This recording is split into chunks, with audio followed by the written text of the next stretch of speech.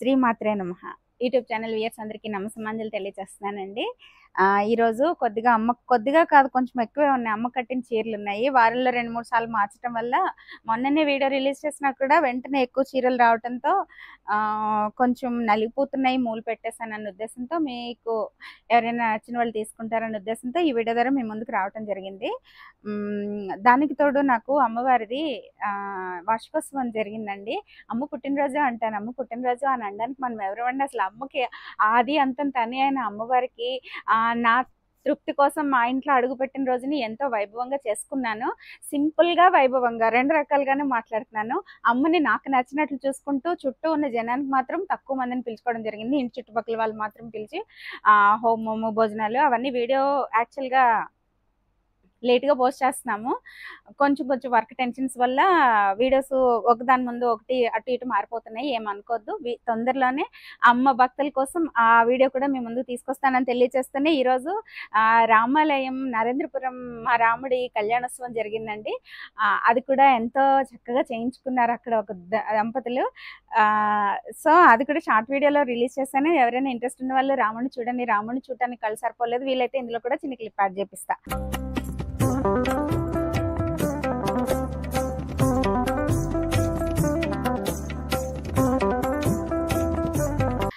కబుర్లు ఎక్కువ చెప్పేసే కబుర్లు పోగు మీ రాదమ్మా. ఈ చీర యాక్చువల్‌గా మొన్న అమ్మవారి జన్మదిన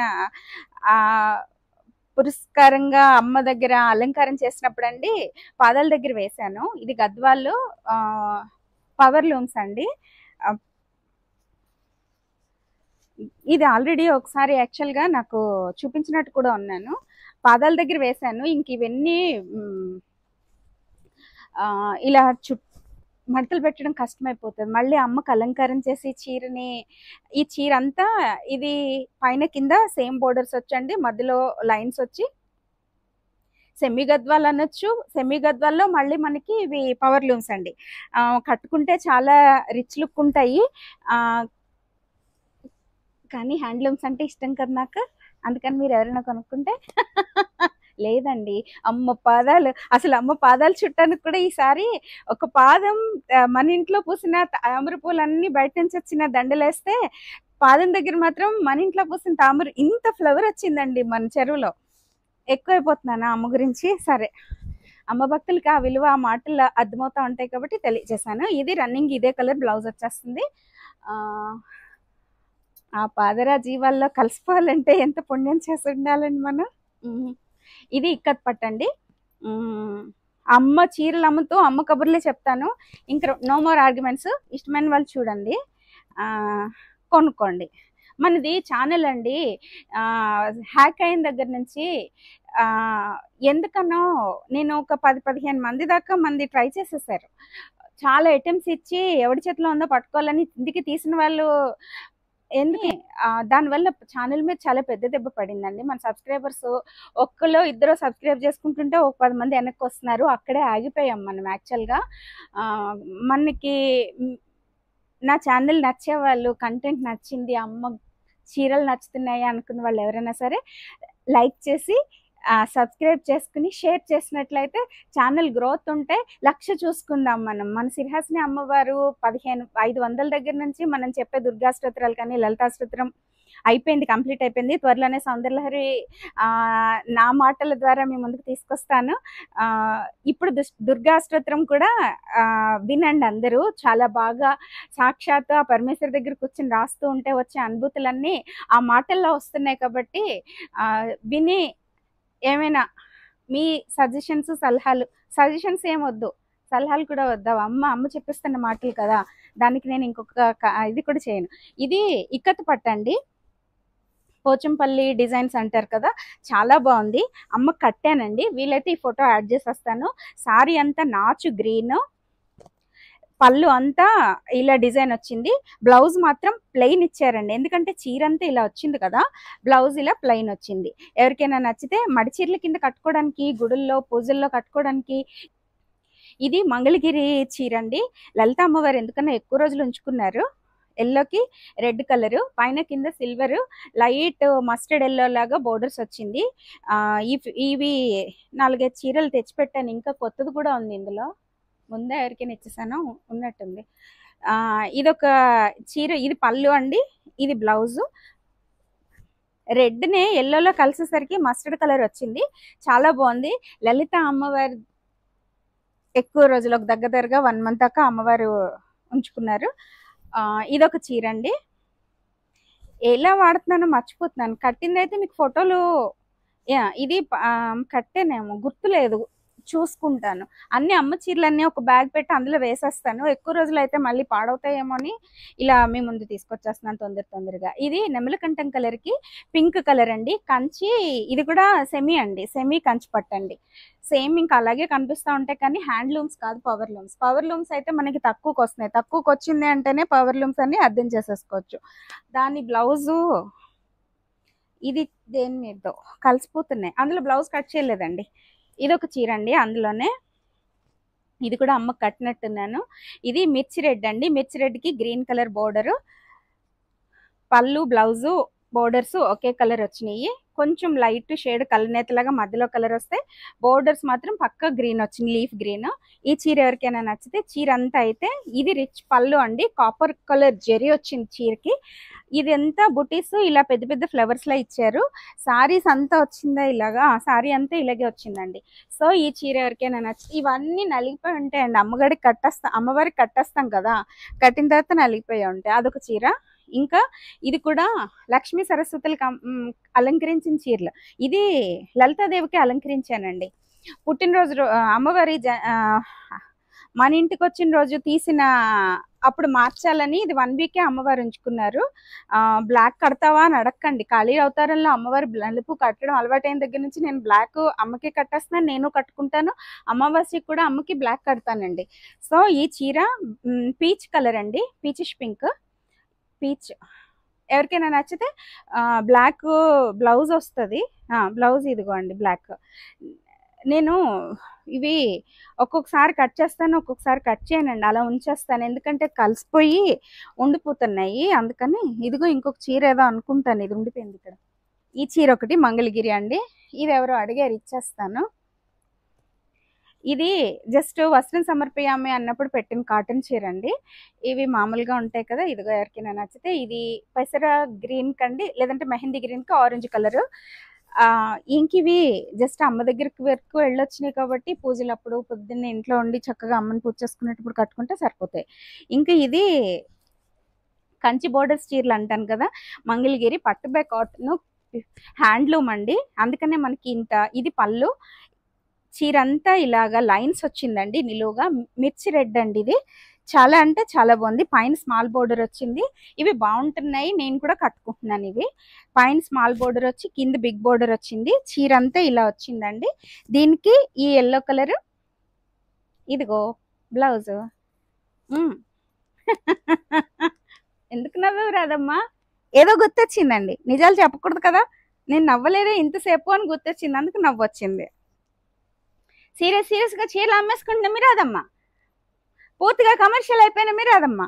ఈ చీర చూసారా, ఇది సరస్వతీదేవికి, మన ఇంట్లో లక్ష్మీ సరస్వతులు ఉంటారు కదా, వారిద్దరికి అలంకరించిన చీర అండి.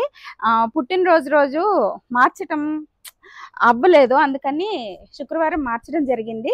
ఇదొక బ్లౌజు, దీనికి మంచి ఇది కాఫీ కలర్ కలర్ కండి, లైట్ గ్రీన్, ఏం గ్రీన్, ప్యారెట్ గ్రీన్ అనొచ్చండి, ప్యారెట్ గ్రీన్ బోర్డర్స్, అవే కలర్ పళ్ళు, అదే కలర్ బ్లౌజ్, చిన్న చిన్న వేరియేషన్స్తో.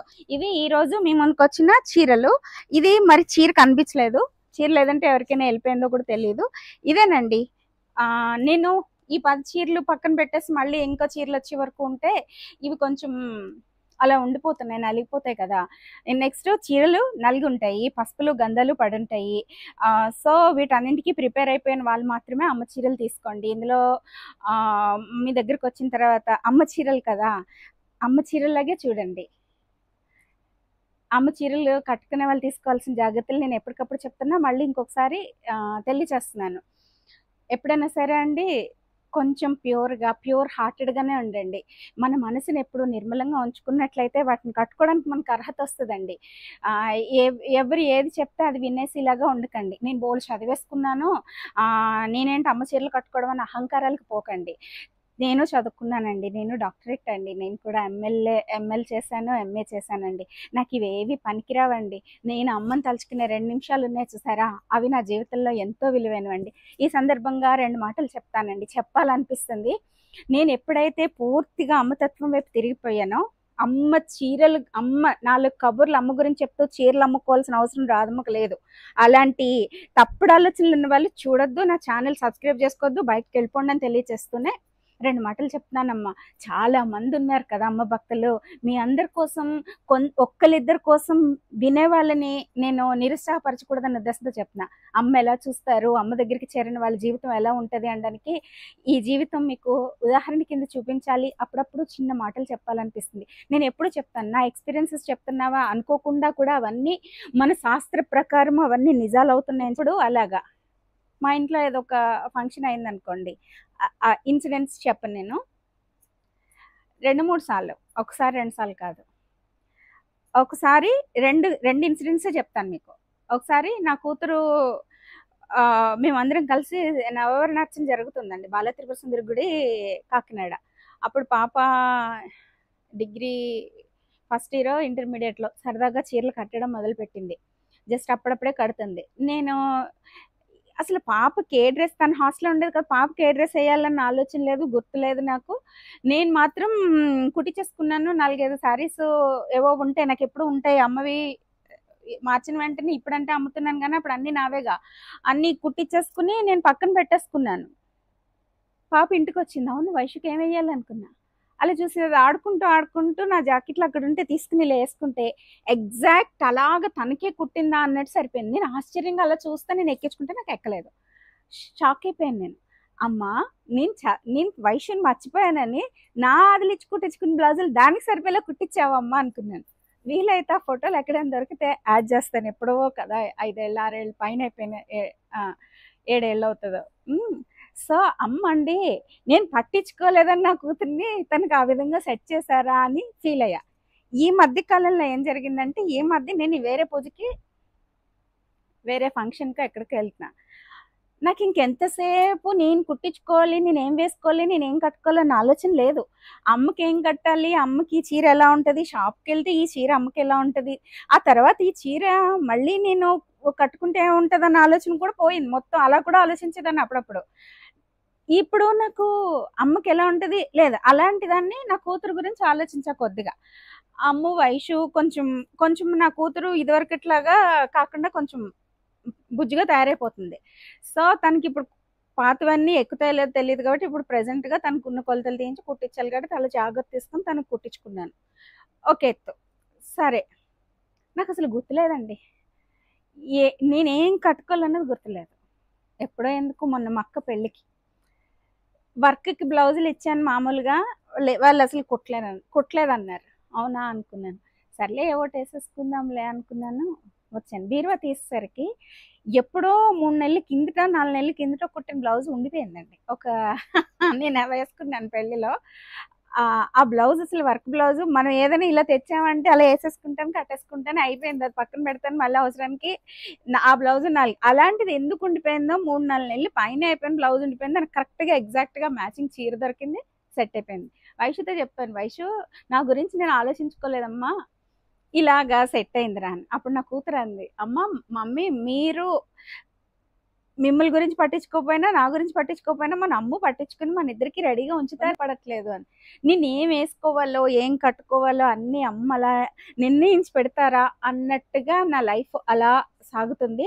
ఎప్పుడైనా సరే ఇవన్నీ వస్తాయనో లేకపోతే ఇవన్నీ కట్టుకోవాలనో కూడా ఆలోచనలు వదిలేసి మనం అమ్మ కోసమే ఆలోచించిన రోజు మన జీవితంలో ఉన్న ప్రతి అడుగు అమ్మ తీసుకుంటారు. అలా అని కర్మఫలాలను మాత్రం అమ్మ మనకి తట్టుకుని నిలబడే ధైర్యాన్ని ఇస్తారు తప్పితే అండి వాటిని తప్పించుకోవడం మోక్షగాములకి అవ్వదండి. అది కూడా చెప్తున్నా. ఈ పూజలు చేస్తే, ఆ వ్రతాలు చేస్తే ఈ కష్టాలు పోతాయి, నేను అసలు అలాంటి కబుర్లు చెప్పలేనండి. కొంచెం వరకు మనం ఇప్పుడు రామరక్షా స్తోత్రం తీసుకున్నారనుకోండి, దాని ఫలితాలు ఎలా ఉంటాయి నేను పర్సనల్గా ఎక్స్పీరియన్స్ చేశాను కాబట్టి నేను ఎప్పుడైనా వీలైతే ఒక వీడియో చేస్తాను. లలిత సహస్రం అనుకోండి, సహస్రం చదువుతూ ఉంటే మా నాన్నగారి ప్రాణం అలాగా ఎక్స్టెండ్, ఆయన ఎవరిని చూడాలనుకున్నారో చివరి నిమిషంలో వాళ్ళు వచ్చే వరకు ఆయన ప్రాణం 3 రోజులు అలా ఉండడం నేను కళ్ళతో చూసా. అప్పటికప్పుడు ఒళ్ళు కాలిపోతా ఉన్న మా అమ్మమ్మ గారికి 2 రోజుల నుంచి తగ్గకపోతుంటే నేను వెళ్ళి కూర్చొని అమ్మమ్మ దగ్గర కూర్చొని సహస్రం చదువుతూ ఉంటే లలిత సహస్రం, అమ్మమ్మ గారు నేను ఉండగానే అలా నిద్రలోకి జారుకోవడం, ఒళ్ళు చల్లబడడం, అన్ని మెడిసిన్స్ ఎక్కుతున్నా 2 రోజులు ఆవిడకి తగ్గలేదు. గోడ చేస్తున్న ఆవిడ కామ్గా చక్కగా పడుకుంది. సో ఇవన్నీ జరుగుతాయి. కానీ మనం ఈ జన్మలో ఈ కర్మలు చేసుకున్నవో లేకపోతే మనం సొంతంగా చేసిన తప్పులో ఇవన్నీ రుద్దేసి అమ్మ మీద నువ్వు తీర్చేయమ్మా అని అంటే అది కొంత ఆలోచించుకోవాల్సి వస్తుంది. కొంచెం జాగ్రత్తగా చేసుకుందాం. ఎప్పుడైనా సరే పూజలు, వ్రతాలు, లేకపోతే నేను ఈ కళ్యాణం చేయించాను, నేను ఇంతమందికి భోజనాలు పెట్టేశాను, నేను అక్కడికి వెళ్ళిపోయానని చెప్పుకోవద్దండి మనం. కేవలము మనం అవన్నీ మన జీవితంలో మనల్ని అమ్మ వరకు తీసుకెళ్ళడానికి మెట్లు. కానీ మనం నేర్చుకోవాల్సింది, మనం తెలుసుకోవాల్సింది, మనం చేరవలసిన గమ్యం అమ్మవారి పాదాలని. అంటే ఈ ఆత్మ గమ్యాన్ని, ఆత్మతత్వాన్ని, ఈ ఆత్మని పరమాత్మతో, ఆ పరమేశ్వరితో కలుపుకునే జ్ఞానాన్ని ప్రసాదించమని అమ్మని వేడుకుంటూ, ఈ జీవితంలో ప్రతి అడుగులోని అమ్మ నామస్మరణతో ప్రతి నిమిషం అమ్మ అమ్మ అనుకుంటూ బ్రతికేద్దామని తెలియజేస్తూ మీ ముందు నుంచి సెలవు తీసుకుంటున్నా. మీరు అదమ్మా. Thank you. అందరికీ నమస్కారము. మీకు ఈ వీడియో నచ్చినట్లయితే please do like, share and subscribe me Radhamma vlogs. Thank you.